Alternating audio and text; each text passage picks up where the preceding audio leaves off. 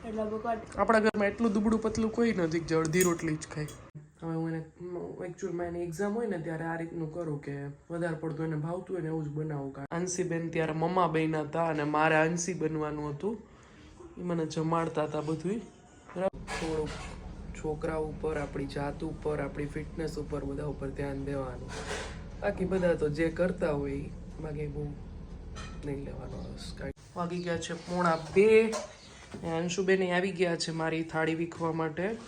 આજે જમવામાં છે ચણાનું શાક, ભાત, કઢી, મરચું શેકેલું, સલાડ ને પાપડ. કાંચુ ચલો જમી લઈએ. જમી લઈએ ને. ચલો જય શ્રી કૃષ્ણ બધાને. જય જલારામ. કેમ છો બધા? તો 2 વાગે તમારી સાથે થાળી શેર કરી હતી. 1 કલાક થઈ ગઈ. અમારી ઘડિયાળમાં 3 વાગી ગયા છે.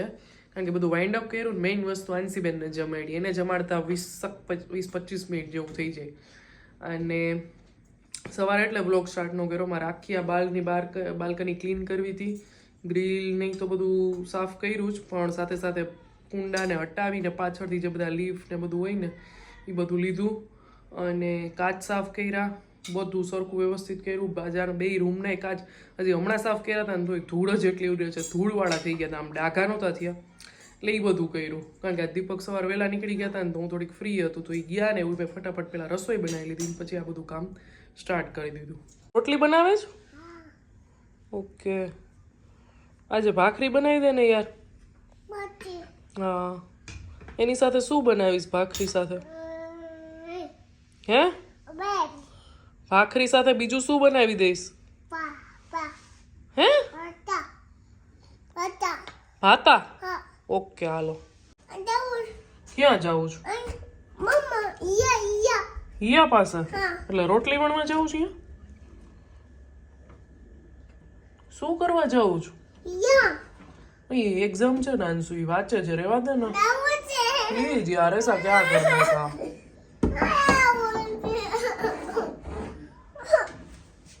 હાલો ખોલી દો.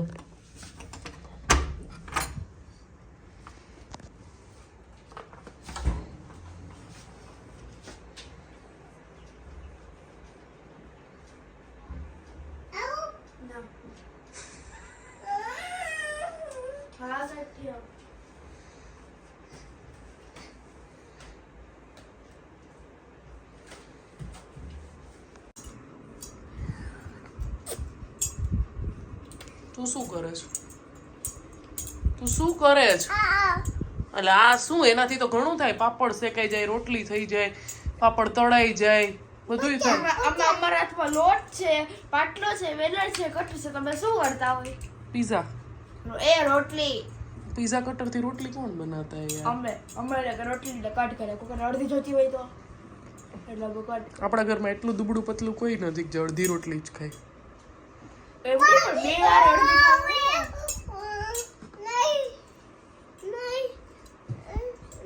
નહીં તારે કઈક બોલવું તો પડે જ. ક્યાં કેમેરો સ્ટાર્ટ થાય એટલે હિયાને એમાંય પૂછવું એટલે તો તારે બોલવું જ પડે કઈક. રેવા દે ને હવે. ચાલો વાગી ગયા છે 7:30 અને મેં જસ્ટ જમી લીધું છે. હવે તમને બતાવું એક નવીન વસ્તુ. આ છે ને મેં ઓનલાઈન પરચેસ કર્યું છું.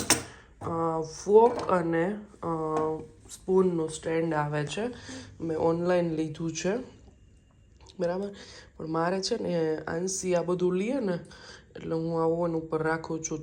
ચાકા ને બધું જે વસ્તુ લાગી જાય એવી હોય ને બધું, કટર ને સીઝર ને બધું. અને એકમાં સ્પૂન રાખું છું. ને સાથે આ સ્ટેન્ડ પણ આવ્યું છે. આવું બહુ મસ્ત છે. જો લોખંડ જેવું છે. લોખંડનું જ છે આમ તો. આમાં પણ તમે આપણે કાંઈ પણ બીજું રાખી શકીએ. કારણ કે આ તો મારે અહીંયા જ રહેશે આમ ટ્રેમાં. એટલે આ પણ એમને એમ છે. તો આ પણ આવ્યું છે. અને આની પ્રાઇસ છે ખાલી 200 રૂપીસ. એમાં 3 વસ્તુ આવી છે બરાબર. મને છે ને બધું વુડનનું થોડુંક વધારે ગમે એટલે મેં આ લીધું છે બરાબર. એકચ્યુઅલમાં મારે છે ને અત્યારે ડ્રાય મંચુરિયન બનાવતા તો એ આ બધું સામાન લેવા ગઈ હતી. 1-2 વસ્તુ ઘટતી હતી ને તો એને સ્કૂલની એ વસ્તુ લેવાની હતી એટલે પણ હવે આંટી બનાવવાના છે પકોડા. તો હવે દીપકને જમવાનું નથી ઘરે, એને બહાર છે. તો એ કે હું પકોડા બનાવું છું. તો પછી હવે કાંઈ મંચુરિયન બનાવવાનો અર્થ નથી, કારણ કે બધું તો બનાવીને પછી બગાડ જેવું થાય વળી. એટલે હવે હું એને એકચ્યુઅલમાં એની એક્ઝામ હોય ને ત્યારે આ રીતનું કરું કે વધારે પડતું એને ભાવતું હોય ને એવું જ બનાવું, કારણ કે છોકરાઓમાં મજા આવે એમ એ લોકોને. એટલે હવે તો કાલ બનાવીશ મંચુરિયન, કાલે એને બપોરે જ બનાવી દઈશ. દીપકને નહોતું જમવું ને એટલે જ બનાવતા, કારણ કે એને એકલા મંચુરિયન ન ચાલે એટલે હવે કાલ બનાવી દઈશ. બીજું શું હવે. અને આ કેવું લાગ્યું ને સ્ટેન્ડ, મને કમેન્ટ જરૂરથી કરજો. બહુ જ સરસ છે, એકદમ મજબૂત છે. અને પછી આ સ્ટેન્ડનો હું શું ઉપયોગ કરું છું એ તો પણ તમને બતાવું. આ ઓલા જે બધા સીડ્સ આવે ને, પમ્પકિન સીડ્સ ને વોટરમેલન સીડ્સ, ચિયા સીડ્સ, એ બધા છે ને હું ભૂલી જાઉં ખાતા. સવારમાં મારે રોજ ખાવાના હોય. એટલે આ સ્ટેન્ડમાં આ રાખી દીધું ને, અહીંયા છે ને સિઝન પ્રમાણે હોય. ખજૂર રાખું, બદામ રાખું, બધું રાખી દઉં. અત્યારે છે ને આવી બીજી ઝારામાં નથી સમાતી, આમ ઊંચી નીચી રહે છે. એટલે આ રીતનું મારે કિચન કાઉન્ટર ટોપ ઉપર રાખવું છે. એટલે શું કે આપણે આમ વ્યવસ્થિત આપણને યાદ આવે. ને આ રહ્યું ને એ એવી વસ્તુ કે આમ ખસેડીને આની નીચે તમે આમ સાફે કરી શકો એમ, પ્લેટફોર્મે. એટલે એ રીતનું છે, બરાબર. વાગી ગયા છે 9 અમારી ઘડિયાળમાં. અહીંયા તારક મહેતા ચાલે છે. હિયાબેનને બધું પૂછી લીધું છે. કાલે એને ગુજરાતીનું પેપર છે. Last paper. કાલ તો લાસ્ટ પેપર, એટલે એક્સાઇટમેન્ટ લેવલ બહુ હાઈ છે અમારે. કાલ તો પાર્ટી કરશે. અને આવી કંઈક હાલત છે, કારણ કે હું હિયાને બધું પૂછતી હતી ને, એટલે આંસીબેન ત્યારે મમ્મા બન્યા હતા અને મારે આંસી બનવાનું હતું. એ મને જમાડતા હતા બધું, બરાબર, બધું બનાવતા હતા. એટલે જો અહીંયા ગેસનો ચૂલોય તમને દેખાશે, બરાબર. ચલો, આવી ગયા છે પકોડા આંટીને અહીંયાથી. કોને કોને ભાવે નહીં કમેન્ટ જરૂરથી કરજો, બરાબર. મારે કોડીનારના તો ફેમસ છે, સાથે છે બી ચટણી.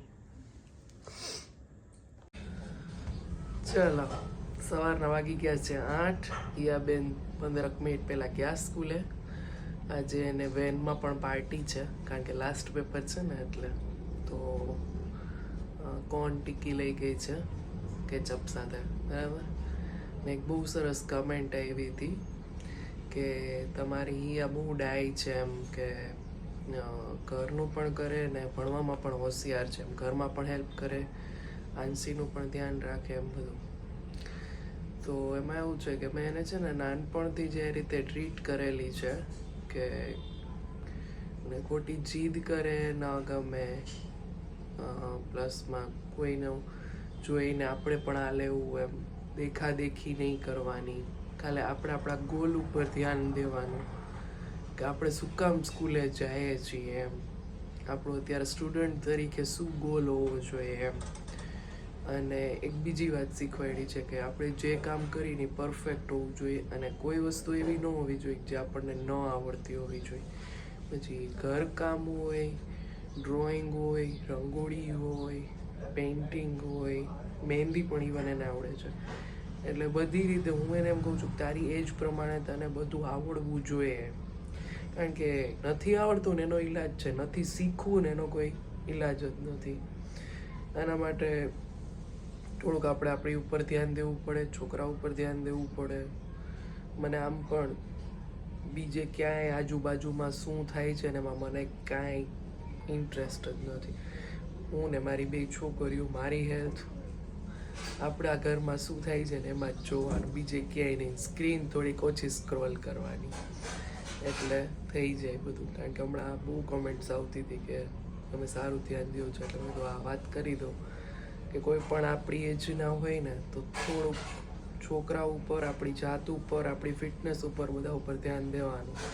બાકી બધા તો જે કરતા હોય એમાં કંઈ બહુ નહીં લેવાનો બસ, કારણ કે કોઈનાથી કોઈ કંઈમાં ઇમ્પ્રુવમેન્ટ નથી થવાની, ખાલી આપણો જ ટાઈમ વેસ્ટ થવાનો હોય, બરાબર. તો અહીંયા સુધીનો જતો વિડીયો. જય હિન્દ, જય ભારત, આવજો બધાય.